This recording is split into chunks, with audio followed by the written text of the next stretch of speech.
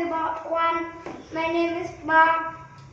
I am a student at Everest School. My class is 310 and today I will show you my pencil case. This pencil case is made of recycled materials. It has one plastic bottle and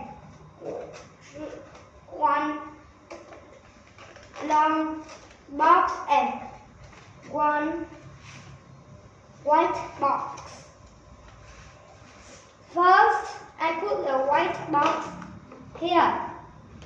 Then I cut the long box and put it right over here. I cut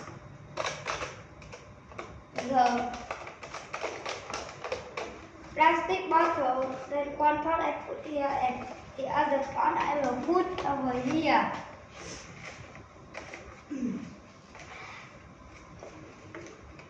Finally, I print all of this out.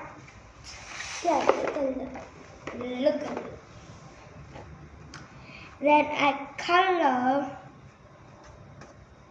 all of this and I find my glue and stick it over here. Now, this is the thing I will put in my pencil case.